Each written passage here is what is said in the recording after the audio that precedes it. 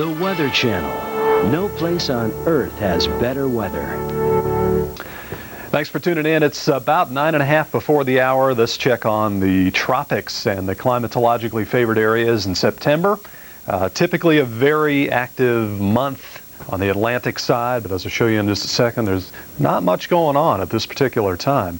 But the hot spots include the Gulf, Caribbean, and a large area of the Atlantic during the month of September. Just in a short period there, about a 9-day, 10-day span, September 11th through the 20th, 1886 to 1996, 103 separate storms have developed. So historically, mid-part of September, quite a turbulent month usually, and storm formation is fairly frequent this time of the year. Of course, we're just barely past the peak of the hurricane season, which occurred back on the 10th of or 11th of September, I believe. Right now on the Atlantic side, there's a hurricane on the Pacific side. It's Nora. We'll talk more about that shortly. On the Atlantic side, we don't have a hurricane. We don't even have a tropical storm.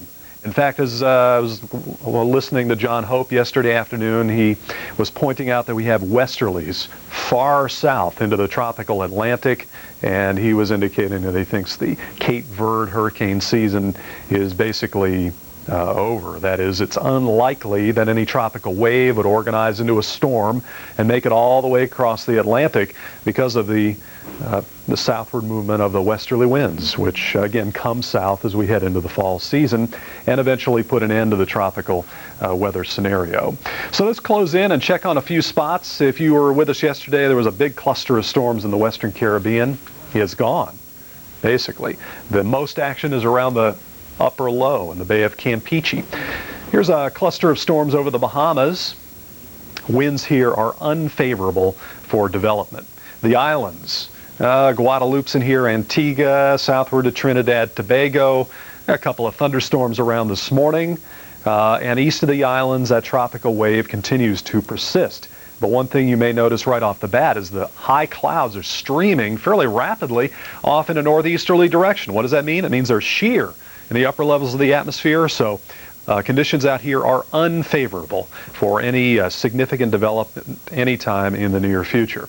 However, late in the weekend, early next week, if this disturbance persists and it drifts west, one or two of our computer charts indicate that there may eventually be a weak high-pressure ridge developing here, and that would be somewhat more favorable for organization. But that's several days down the road, and it may or may not happen, so we'll keep you posted. Right now, things are unfavorable for organization. Even farther south, westerly winds are showing up right down here below 10 degrees north latitude. Again, pretty far south for this time of the year. And again, this wave not showing any signs of organization. One coming off Africa is likely to diminish with time. So we go to the Pacific with that in mind, and here in the eastern Pacific, just off the coast of Mexico, Hurricane Nora at 15-2 north and 105 degrees west, 275 miles south of Manzanillo, Mexico. 80-mile-an-hour sustained winds. That is significantly weaker than it was at this time yesterday.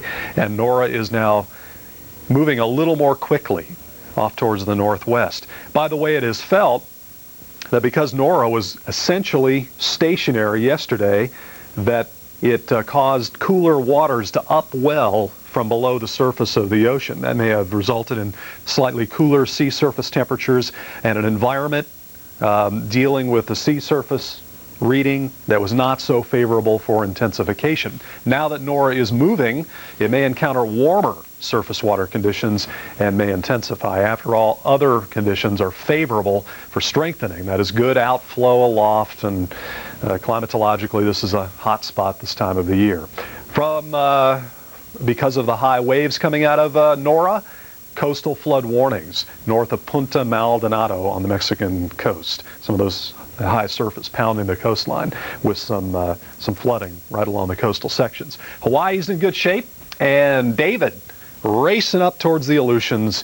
It is extra tropical. Back to the States.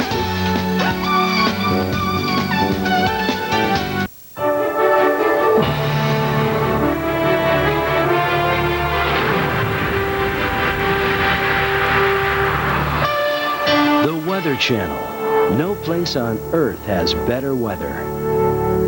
Good Saturday morning, everyone. It's 10 before the hour. I'm Bruce Edwards. This is Marshall Cease. And at 10 before the hour, we always take a look at the tropics. And while we've had that monster hurricane last week, Linda in the Pacific, and we've got Nora in the Pacific this week, things in the Atlantic have been bone quiet.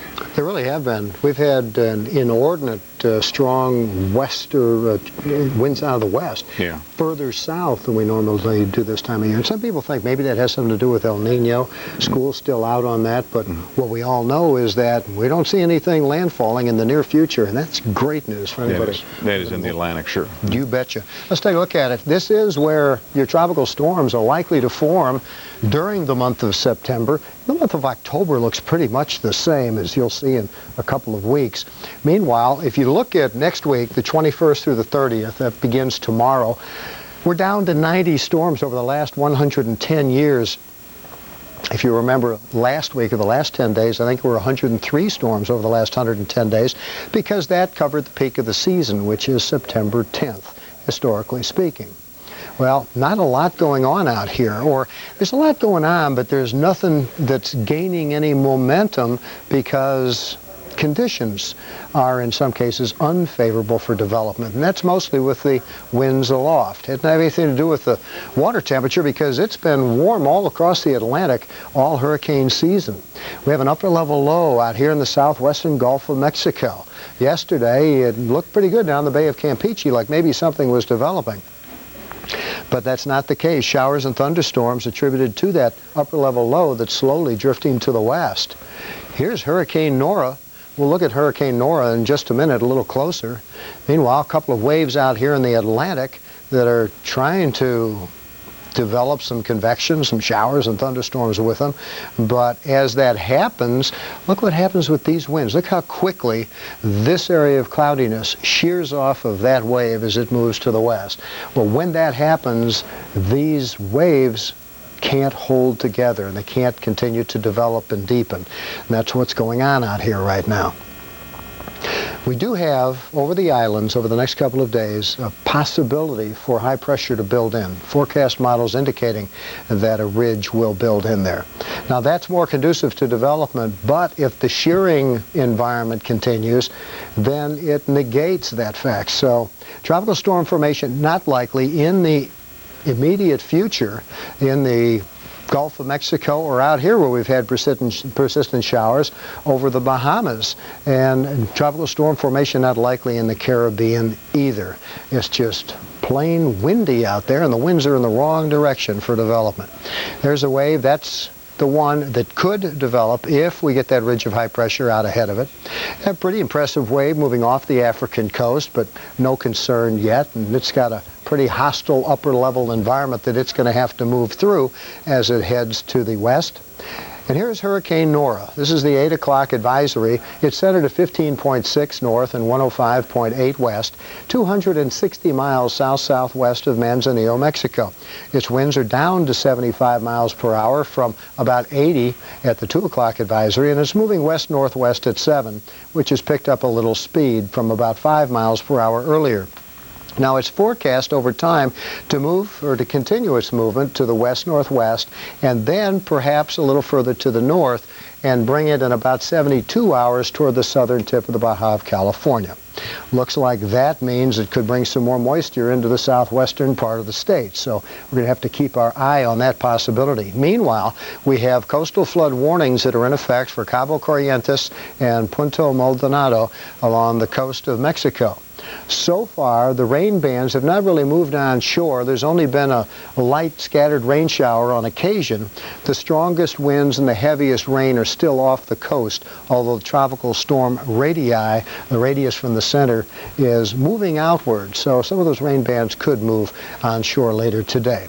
David is becoming extratropical as it moves away from Japan, and a couple of upper level lows out here are the only other problems in the western Pacific. Bruce? Thanks, Marshall. Well, in 1989, the strongest hurricane in 20 years hit the U.S., Hurricane Hugo. Hi, I'm Dennis Smith. Welcome to